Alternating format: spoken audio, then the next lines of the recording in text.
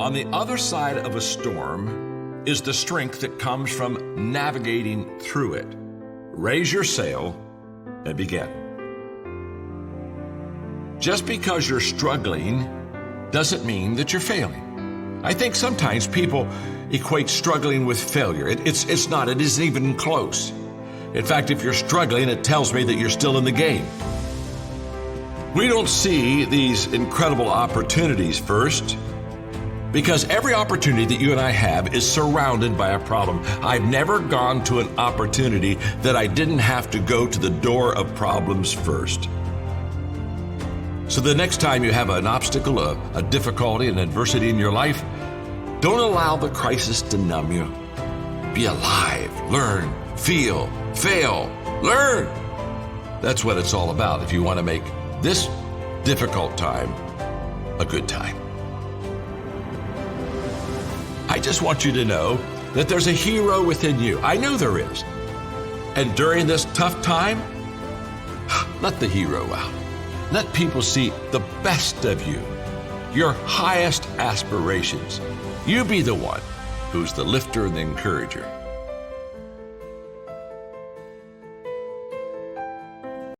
Hi, Mark Cole here.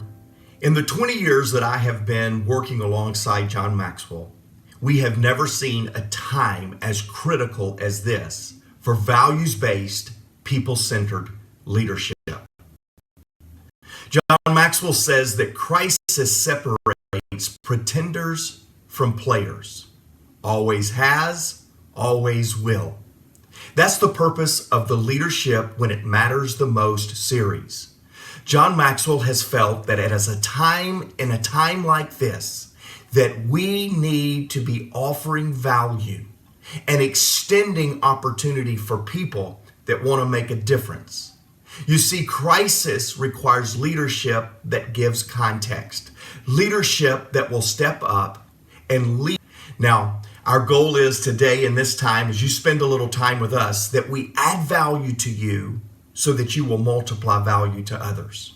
I hope that over the next few minutes, as John Maxwell shares a lesson that he has prepared for you right now, leadership when it matters the most, that you will take note, that you will take hope, and that you will take charge. Today is the day that in this crisis, you can make a significant difference. Now, it's my pleasure to bring to you John C. Maxwell. Hey, it's my joy one more time to come to you as we do every Monday and just share with you something that perhaps will help you right now. Again, with all the load that you're carrying and with the crisis that's here, we're all being moved and this is a difficult time. So I want to share with you something that I've really been thinking about for the last 5 or 6 days. And so I just developed a lesson on it. It comes from a statement that I've said before that I just have always loved this saying, and that is that what we focus on expands. And that's where we're going to go today, because what you and I really do focus on, it begins to get bigger in our life. Just as, to be honest with you, what we don't focus on begins to shrink. And so what happens in a crisis is, of course, it causes great distraction. I mean, this country is distracted. And so distraction is just a word that basically means I kind of lose my way. I was talking to a businessman this week, and he was sharing with me, he said he was a Christian, a faith person, and he said, I feel like Nehemiah, and I'm up there building the wall, and everybody's wanting me to come down, want to talk to me, and I keep saying I'm building a wall, I cannot come down. Well, what happens is when we have traction, we're moving towards something. That's a beautiful thing. But when we get distracted, we begin to move away, which that's not a good thing. I was reading a few days ago, I'm getting a lot of books in, just like probably you are. There are a lot of things that I'm able to do right now because of the crisis that normally I wouldn't be able to do to the degree. But Dan Ryland, he's a wonderful kid, and he's not a kid really, but when he came out of seminary in 1982, I was pastoring at Skyline. And I literally mentored him, and he's been very close to me since then. And he wrote a book called Confident Leader. And I was reading it; it just came out. It's for a Christian audience, but but it's a very, very good book. And Entity has something that I just love that just fits right here on what we focus on and expands. He has an expression that I'm picking up now. In fact, after I use it about 10 times, it's going to be mine, not Dad's. And his expression is, pick your rabbit.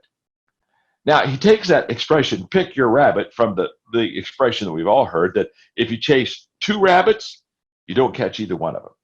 And the reason you don't catch either one of the two rabbits you're chasing is because you can't focus on one. You get distracted. About the moment you're ready to get one, you say, oh, but maybe this one's a little bit closer. And so basically, we got two things we're chasing, and we end up with none of them. And so Dan would say to us today, hey, at times like this, you got to pick your rabbit.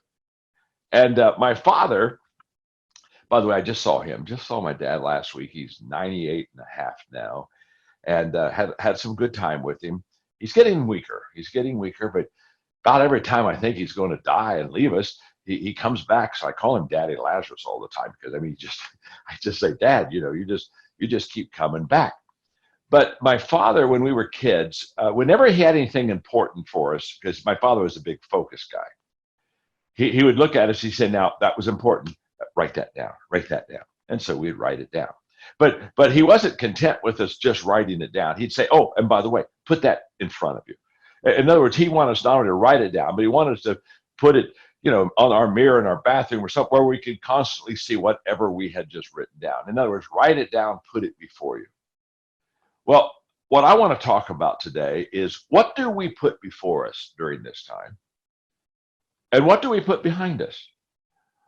You see, whatever we put before us, we focus on. What we ever put behind us, we don't focus on. It's not important. It's not a huge priority. And to be honest with you, what we put behind us will shrink, and what we put before us will expand and get clearer. So I'm going to throw some stuff at you here in the few minutes that I have, and I won't get through the whole lesson, but it's okay. Let's just talk about, what do we put before us. And by the way, this is a choice we get to make. I get to choose what I put before me. I get to choose what I put behind me in the area of focus. So let's talk about number one, and these aren't in any order of priority, but number one, put behind you what you can't do, and put before you what you can do. Okay, I know that's pretty simple, but I'm watching all kind of people put before them what they can't do. They're putting before them anxiety and worry and fear. They're putting stuff in front of them that they absolutely, the questions they're asking, there's a whole bunch of stuff we can't control. And if you can't control it, if you can't do it right, now just put it behind you. It's okay. Put it behind you. Let's talk about what we can do, what we can control. What are the things that I can do right now to make it? For example, what I can't do, my list is simple. I travel all the time. Guess what I can't do? I can't travel. I speak to crowds in proximity, publicly all the time. Hey, I can't speak. Hey, I'm a leader, so what I do, I talk about the future a lot. I'm not talking about the future a lot right now. I'm kind of like everybody else. I'm not certain about some things. Now, I'm very clear, but I'm not certain about some things. There are just some things right now I can't do. I told Mark, who does a fabulous job overseeing all the John Maxwell Enterprise. This isn't the great sell time for the resources that we have. That people, they're not focused. Now, there's a lot of things I can't do. Okay, I got that. That's all behind me. But what can I do? Well, I can do this today. I can get out of my comfort zone and do technology, which I'm not good at all. But I must confess, even though I'm coming from my home, my friend Andrew, who's on my team, came over here to make sure that this thing really works, because he knows how bad I really am. But what I can do is I can come to you every Monday at noon through technology and hopefully give you some stuff that'll really help you. But what I can do is I can write. In fact, I'm in my last week of writing what is my most important book. It's going to be called Change Your World, and it's all about transformation. How do you transform your community? How do you transform the people right around you? And I'm in my last week. I can't sleep, to be honest with you. Yesterday, I got up at 3:30 because my mind was so full of ideas that I had to get up because I had to start writing, because I was afraid I was going to lose them. And again, this morning, I was back up early. And I can start to smell. I can start to see the light at the end of the tunnel. I can start to smell some victory here. But that I can do that right now. I can add value to you. I can do my very best to do that. I can certainly take care of myself. I can take care of my family. I can right now. I can do some catch up. I don't know about you, but I had a list. I had a stack in my office here of probably 18, 20 books that I've just stacked up that I just hadn't gotten to. And so I'm slowly kind of working through that.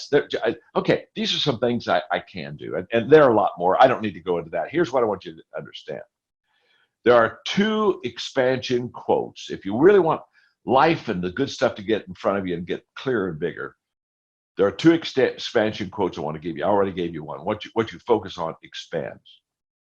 The second one, though, is about courage. And I love this one as much as the other one. And this statement is that life shrinks or expands in proportion to your courage.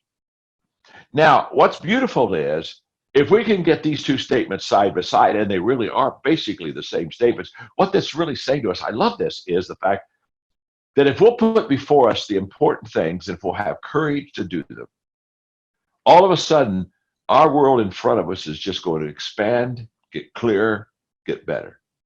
And the world that is behind us will become less. You see, focus and courage are two incredible mobilizers, okay? They just are. It's like if you were like when I was a kid, the story that I love, my favorite story as a kid, what my mother would read me was The Little Train Who Thought He Could. It's about the little engine, or guess the little engine who looked up and saw the big hill, wasn't sure he could, but he said, I think I can, I think I can, I think I can. Focus, focus, focus, focus, kept going. He's got courage to try the hill. He's focused on the hill. He gets to the top. I thought I could, and off he goes. I love that story. In fact, I used to kind of act it out. In fact, I remember going to my class one time and acting the whole story out. But the point of it is if you have courage to focus on the important things in front of you right now, what can you and I do right now that expands? Number two, and this is kind of for maybe the business world, but I just say to you right now, okay, I got to contextualize this, but put behind you the sale, and put before you adding value to people. Now, obviously, we got to sell. Businesses have to, grow, and businesses have to, they got something that they have to exchange for that keeps them in business. I understand that, but I'll tell you what really centered me on this is I was thinking of the other day. I was taking a walk, and I was thinking about two questions that have to do with branding and what people think of us. And I thought of two questions, and I want to throw them out to you, and then I think it really helps me contextually with this statement. Here they are. One of the questions we ask ourselves is, what do we want others to say about us? What I want others to say about me? Hey, I want them to say I'm their friend. That's why what I tell you all the time. My name's John, and I'm your friend. Why do I tell you that all the time? Because I want you to know that I'm your friend. So what do I want? What do I want you to say about me? I want you to say, John's my friend. Okay. Well, same thing. What do you want them to say about your business? Right? Okay. That's the first question. The second question, though, is what do they say about us? Now, those questions are almost very similar, but I'm telling you, there's a huge gap between what do I want you to say about me and what do you say about me? What do I want you to say about my company and what do you say about my company? You see, one is the ideal, what I would hope you would do, but the other is the real. One's ideal, one's real. And what you say about me is really the effect I have on you. That's why I love this idea right now of adding value to people. Now, I try to do it every day. It's truly, nothing's changed in my life. I've always put adding value to people first. But what I want you to hear is very important. What they say about you is going to be greatly determined by how you and I take care of our clients and our customers right now. And I can tell you that if you're just put the people first and add value to them and serve them and let them know and let them know that you just really care about them for people, I can tell you can close that gap between what you want them to say and what they do say about you. It's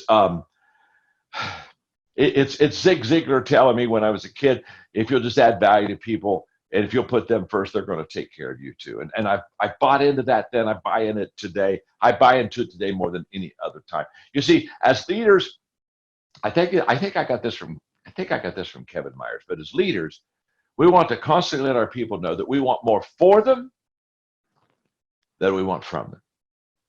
We want them to know that. So this is the time. This is the time to really do that. I was talking to another business. I was doing one of our legacy people. I was helping them with their company a little bit, and they're in real estate, and they were sharing with me that that right now they're offering a lot of free just training classes to real estate people, and they decided to open up to anybody. I mean, if you're in our company, okay, this is free training, but if you're not in the company, it's okay too. And we want to share with them. And I asked them how it was going. And as they were talking to me, they said, John, what's very interesting is people that are not in our company at all, they're coming back to us and they're saying, you want to help us more than the people in our company want to help us. You're thinking about us more than the people that in the company that we belong to.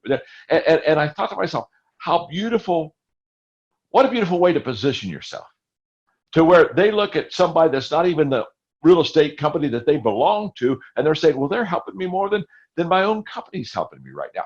There's just something about right now putting people right in front of you. For example, this is so simple, but every day, I've done this throughout the entire month of April. Every day, there are 5 different people. Every day, I pick 5 different people to touch base with, and just, what can I do for you? How can I help you? Is there anything I can add value to you in your life? And every day, I go through a different group of 5, and it's not a long list. It doesn't take me that long. I text them many times in the beginning, or give them maybe a quick call. But it's just, I'm just wanting them to know, hey, you're in front of me. I'm focused on you. Number 3, put behind you your reactions and put before you your reflections. Crisis causes people to react like crazy. Okay. Wow. And I'm just saying to us right now, the easiest thing for anybody to do is react. But that brings you and me to no good leadership position at all. We need to reflect so we can respond. What we need is good responses based upon thinking and reflection and meditation and prayer. What we need is responses based on reflection, not reaction based on emotion. And I can still remember in the 2008 financial crisis, that was what kind of stimulated me to write the book. Sometimes you win, sometimes you learn. And I'm just saying to you right now, don't count your losses right now. Count your lessons. Just focus on the lessons, because I'm here to tell you, if we pull away every day and reflect and observe and look around us and say, what am I learning from this? How is this changing me? And is it changing me for the better? Am I swimming upstream right now? Because if you're changing for the better, that's exactly what you're having to do. The other day, Mark Cole and I were having a conversation, and he gave this to me, and I thought it was so good. He said, John, we were talking about the business, the John Maxwell Enterprise. He said, John, business will always follow values. So what he was basically saying, you know what, John, if your values are just good and strong, basically all your business practices, they just get in line with your values and they go down the values lane. But he said, but values will not always follow your business. And I thought that was so true, because if you and I have our mind totally on business and well, I'm losing money right now, and what should I do to the people, and should I put them first? All of a sudden, those values can get behind us. Keep the values in front of you right now. And reflect on them and what they're doing. You see, during a crisis, Chris Hodges sent this to me. Oh my gosh, maybe right at the very 1st of April. I've had it on my desk and I've looked at it some, but I haven't talked about it at all. But he sent this to me, and I thought how true it is. There are 3 zones during a crisis, and the first zone is where a whole bunch of people are living right now. It's the fear zone. And that's the reaction. Remember, I'm saying put behind you your reaction. When I am in the fear zone, I am continually reacting. You know what? I'm going to the grocery store and I'm buying toilet paper I don't need. I just am. That's who I am. What have you done today? I bought toilet paper today. That's what I did. I'm just absolutely fear-based reacting. There's another zone in a crisis that we can go into if we want to, and that's the learning zone. That's the learning zone, and that's where we reflect. That's where we say, okay, what am I learning in this period of time? I hope every one of you are making a list of the things that you're learning, the things that you're changing. I have a list, and every day during this crisis, my list gets a little bit clearer, and it is a little bit more impacting on me. One of the things that I've really had to reflect on a lot, and every day what I'm doing during this time is I'm taking long walks, and one of the things I'm really reflecting on is that this crisis is showing me is I don't have big enough margins in my life. That I to be honest with you, I love living on the edge. It's who I am. Okay, so that's a problem you can pray for me. In fact, one of my favorite quotes: if you're not living on the edge, you're taking up too much room. Okay, so you got it. That's who I am. But during this time, I have time to really write my transformational book, Change Your World. And I'm able to go to a whole different level writing this book than I ever have any other time. I am going through this book now for the 6th time. And every time I just take it up another notch, another notch. Charlie and I talked for an hour today, and we're spending another week. And guess what? I'm getting ready to go through it for the 7th time. And the only reason I can do this, I am going to be able to have a book that's going to help people really become transformational in their lives and their people's lives. But the only reason I'm going to have a book that has its depth and its gravitas that it has is because I have time. If I would have had my regular schedule, could I put the book out? Yes. Would it have been the book it is now? No. And the question I'm asking all of us right now, it's an important question, is what are we upping in our life? What is getting better in our life? What bar are we living? What level of excellence are we getting up higher because we have a little bit more time maybe to do that? And what it's just taught me, okay, the lesson I'm learning is the fact that I just need to get a little bit more margin in my life, because there's another level of excellence that I could have if I had just a little bit of that margin. So there's the fear zone, which is reactive. I'm reacting in that zone. There's the learning zone. Okay, now I'm reflecting. And then there's the growth zone. And the growth zone is where I respond. And that's why I said, if you react, it's fear-based. But if I reflect, then what I can do as a leader is I can begin to respond. I can give answers that have purpose. I can give answers that have meaning. I can give answers that have direction and depth to them. There's a maturity that I can have in this growth zone that's just going to help me to go to a whole new level. See, here's what happens. Because of the crisis, there's a lot of uncertainty because they're focused on the outside. And a lot of people are asking themselves right now, I'm not sure my life is going to be better after this crisis. And I understand that, because there are a lot of people that are going to take incredible financial hits. There are businesses that are going to close. I'm taking financial hits. The John Maxwell Enterprise, we're bleeding. We got that. We got that. But let me tell you something I'm absolutely sure of about this crisis. I can't talk about you, but I can talk about me. I promise you, I'm going to be better coming out of this crisis. I am going to be better. That's very exciting to me. I'm going to grow on the inside to a whole different level than I've ever grown. And I just want to challenge every one of you. Don't count the days, make the days count. I just want to challenge all of us to put behind us the reactions of everybody. And it's always the same thing. what's great about watching the news now is you can skip a week, turn it on, and it's the same as it was last week. Nothing's changing. Or else we can put before us that I'm going to reflect and I'm going to get in the growth zone. I'm going to get in the learning zone during this crisis. Okay, number four. Number four, put behind you the difficulties and put before you the progress. I just love this thought. And I hope I could do a good job with it, because one of the things a crisis does is a crisis takes you and me, all of us, out of automatic. And can I tell you something? We all love automatic. Automatic means I got it down. And I don't need to give an incredible amount of thought to it. I don't need to figure out a new system because I already know the road to take. I've already got the plan. I got it. And we love I got it, because I got it means we don't have to give quite as much time to it because we got it. And in a crisis, we don't got it. I don't know what you got in February, but you don't got it now.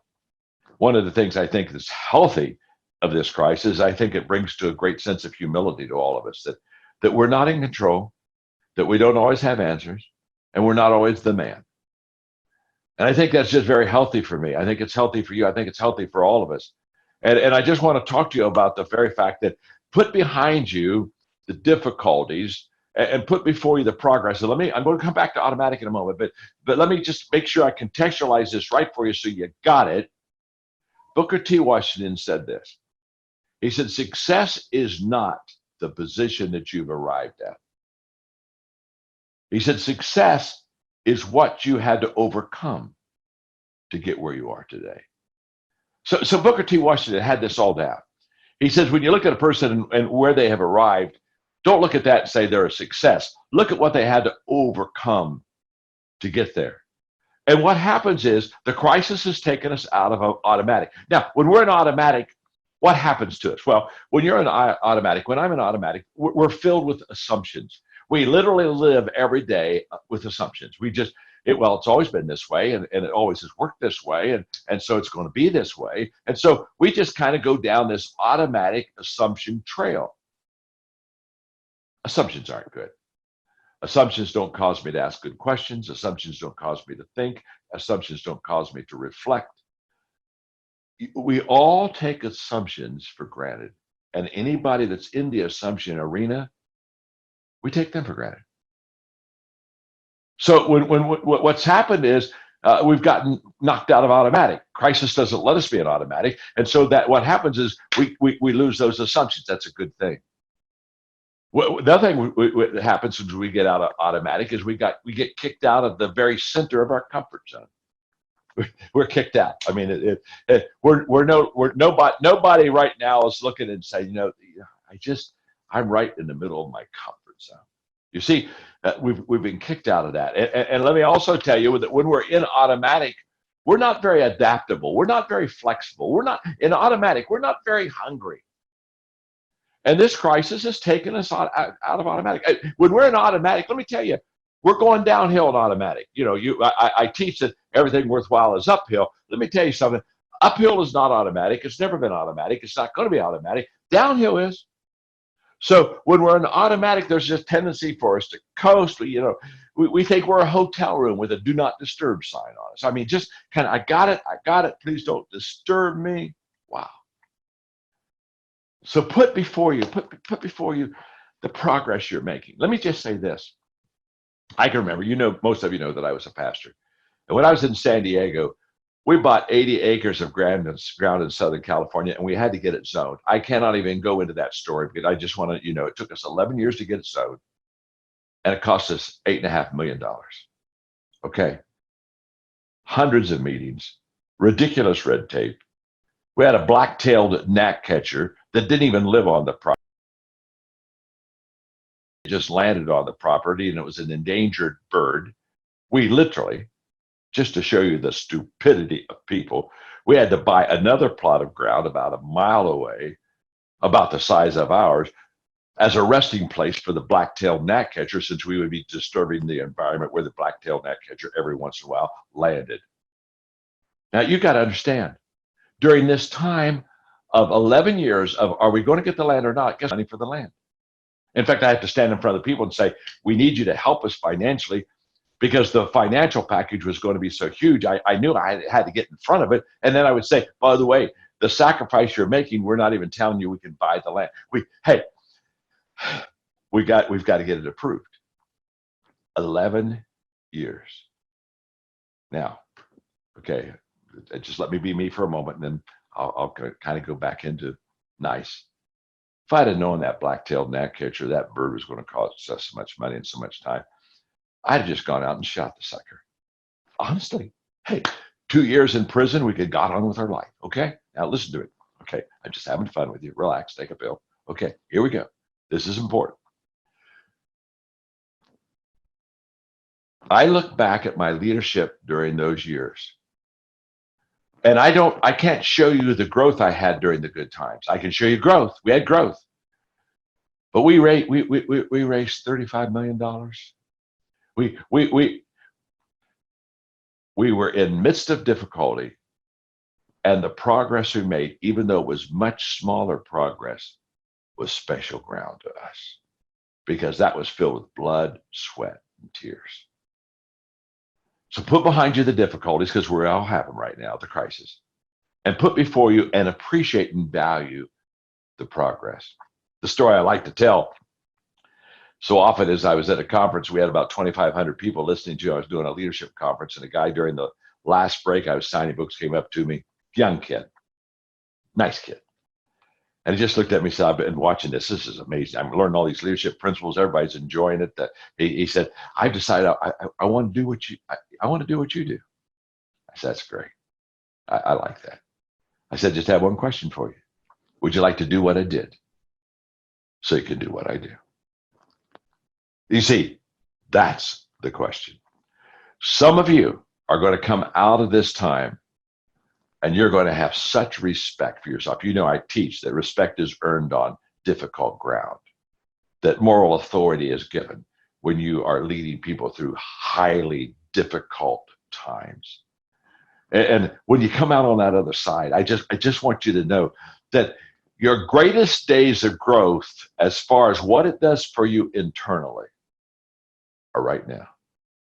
And that internal maximizing of growth will eventually pay off to the external also. Trust me, if it's in here, it has to get out there. It's just a matter of time. Number five, put behind you the personal benefits and put before you the people benefits.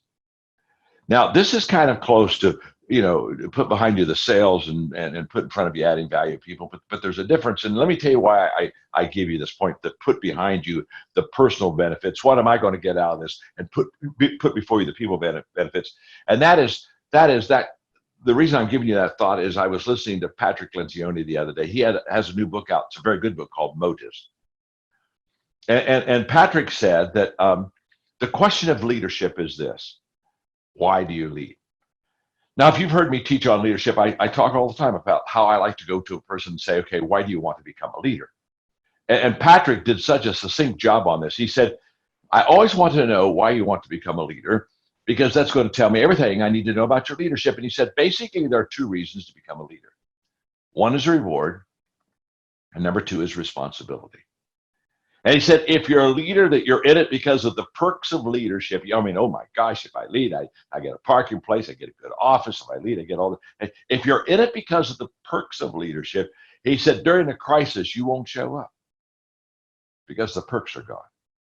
But if you're in it for the people, if you're in it for the responsibility of helping lift the load, he said, then all of a sudden, this becomes absolutely huge in your life, because this was the moment you were born for. This is the tough time that you help the people have the victory and get the win in their life.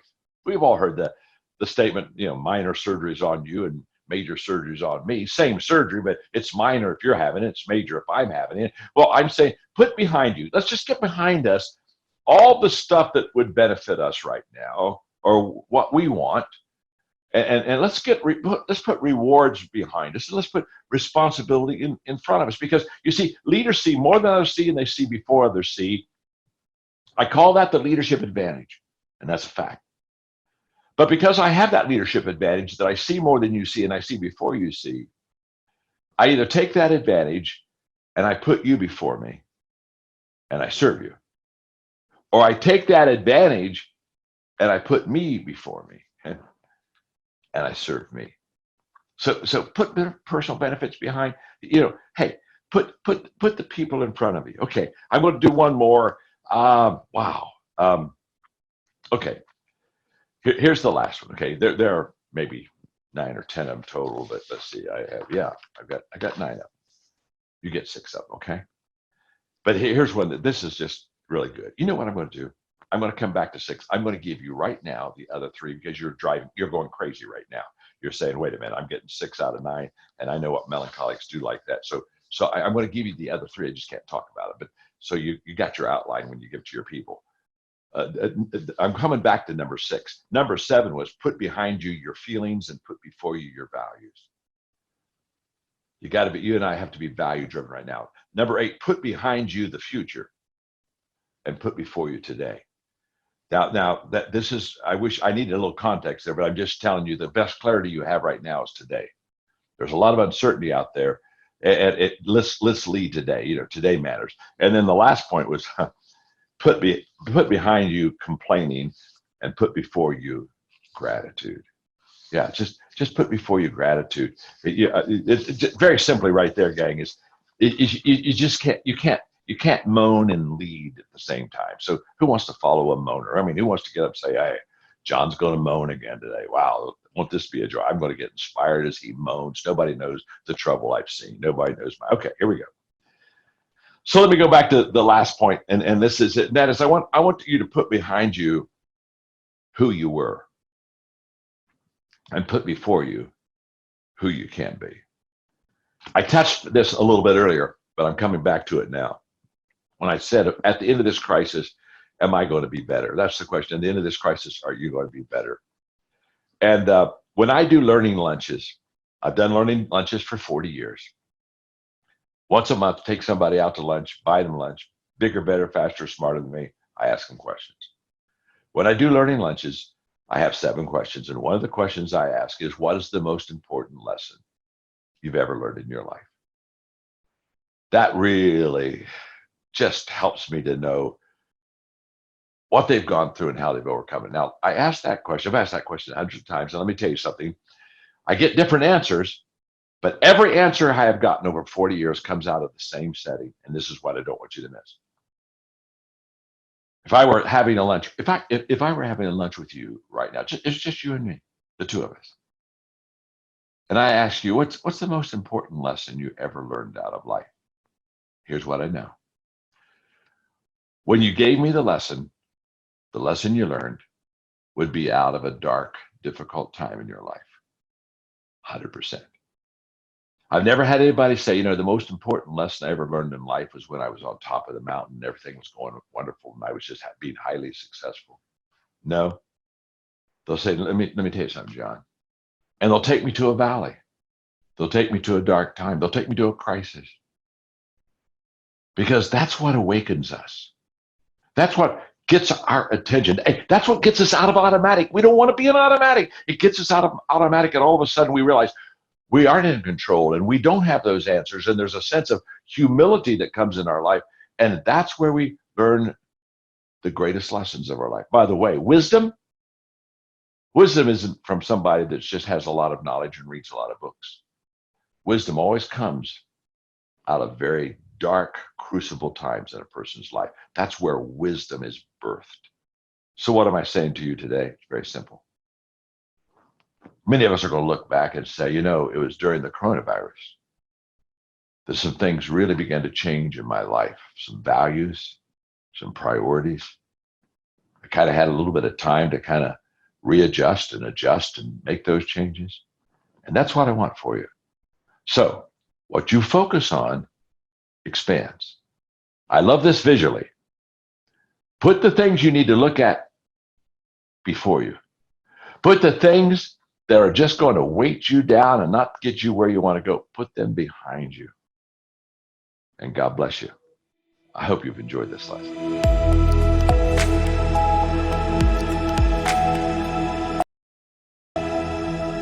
for being with us today on the Leadership When It Matters the Most program. I hope John encouraged you in your leadership just like he encouraged me. Our goal in this time of crisis is to come alongside you, add value to you so you can multiply value to others. If you go to johnmaxwell.com, you'll find free resources, tools that will help you lead in these very unique times. You'll find our podcast, John Maxwell Leadership Podcast, Minute with Maxwell, a daily word that John will bring to you, as well as our leadership blog. All of those resources on johnmaxwell.com, and they are free and ready for you to encourage others. Thanks for joining us. We look forward to seeing you soon when leadership matters the most.